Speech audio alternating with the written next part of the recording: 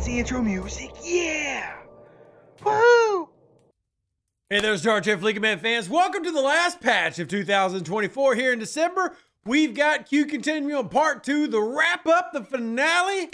And let's talk about everything that is included. It's all right here in a handy-dandy list. And as always, look forward to talking about all this with y'all. And if you like it, go ahead and smash the like button. It helps out the channel. So, quality of life improvements. Love that we're starting off with that. And this month has a lot, though different than what we saw in November. New daily, weekly, monthly events. This, to me, is one of the bigger quality of life improvements, but we'll talk about that in a second. The new ship, the SS Revenant, video will come out on that a little bit later in the week. New Chaos Tech, new officers, new projectiles, missions, abilities, etc., etc. But don't want to get stuck on a little thing. Let's keep it moving, right? I don't want to get stuck. New quality of life improvements. Number one, faction store bundle claiming. So one of the biggest issues that we have as players is the number of clicks. Literally click, click, click, click, click. It's like the fire crackling in the background. So many clicks. Well, reducing that by making different transitions and doing away with some of the animations completely for all the faction store bundles. So it's no longer a click, boom, populate, click, boom, click, out, right? It's all button, get it, back out. Now we're getting into what we actually need. So I think that is a nice improvement in conjunction with this right here, improving the actual menu loading times, taking less time to access certain items, and refinery enhancements. Oh, and events. We're going to talk about the events here in just a second. But as you can see here, going through all the different things that need to be fixed in terms of lag and taking time from players in game. In fact, we talk all the time, just to do my daily refineries, I'm going to spend 20 to 30 minutes per account. Like multiple is just times 2, times 3, times 4. Oh, math is painful. So hopefully making that a little bit easier. Now, I do want to put a little bit of time without going too deep into what I believe is one of the bigger quality of life changes of the month, and that is all of these events being rehashed and updated, and oh my goodness, this is good. The weekly events, the monthly events, the daily events, all getting redone. Wow. You'll see the rewards should be improved. Now, I'm going ahead and be honest with y'all.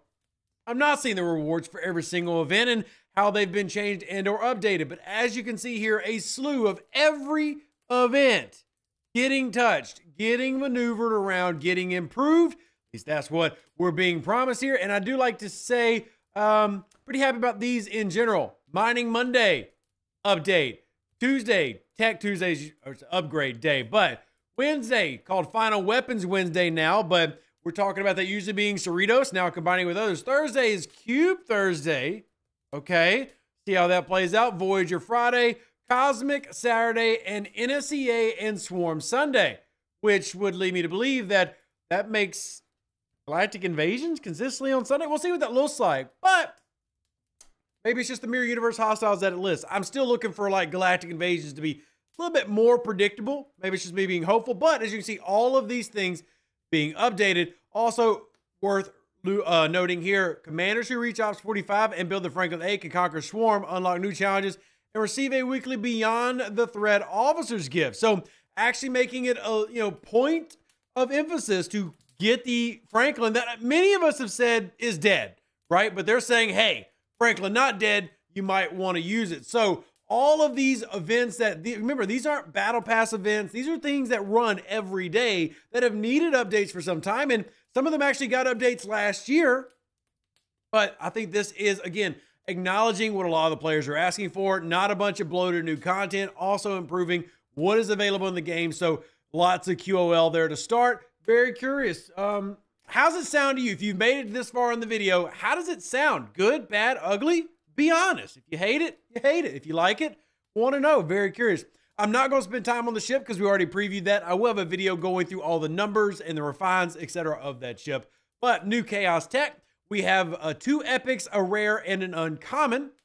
The uncommon extends warp range by up to 30 and increases warp speed by 500%. So a kind of double bang for your buck. More speed and more range. Then you have the rare, which is ISO cascade reduction, which is nice. Then also the increasing your defense And finally, an offensive ability there. You see the Epic up here at the top grants an 85% chance to inflict burning for 2 rounds against hostiles and armadas, which basically means you wouldn't need Neelix. You just need this on whatever your primary PvE ship is, which frees up slots and frees up other things if you choose to go that way. Also increases Apex, ISO meta loot for Gorn Hunters, and as you can see, another Eviscerator bonus here. So something that you maybe throw on your Gorn Eviscerator. And last but not least, the Apex Barrier increase right here, and reducing opponents' weapon shots by 25% and boosting shield health. So that is your other epic. You've got 3 officers this month. You've got Soren as your epic. You've got Rami as your rare. And finally, the female Q, Mrs. Q here. An old flame increases ISO Cascade for 3 rounds against burning players. Then you have the remodulate the shields, Apex Barrier for 1 round with morale active. And then as you scroll up, you'll see Apex Barrier and Isolated Defense.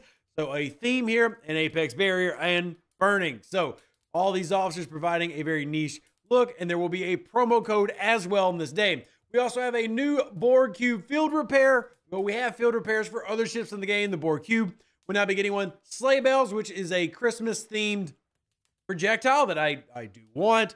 And then finally, the Countdown Cannon with a mitigation booster. There will be new missions finishing up the month.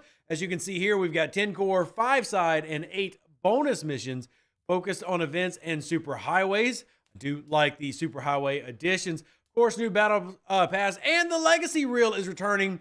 But I kind of want to hit these down here. Bug fixes, some of the ones that y'all been asking for. For example, the PvP and PvE attack button fix for that glitching out and graying out and not being able to be used. Malon Extractor FT getting fixed. You're also getting the P shields and PvP. This is something I've run into in incursions, them not working correctly and dropping as soon as you hit attack instead of when the attack actually initiates, which caused me to kind of burn double the repairs, double the shields. 4 cube warping issues. Officer recruitment getting optimized here, where if you do the 50 pull, no longer taking 30 seconds, which is honestly quite nice. I will be testing that out myself because I'm not trusting them at their word. I want to see it in action. Invasion event flag, which is fixing a visual bug, and then the territory capture trailblazing event. We're getting that done. And localization fixes, hopefully to make a more stable and reliable game. So there is all the stuff. Honestly, probably, I don't know. You tell me, is this as much quantity as you were expecting?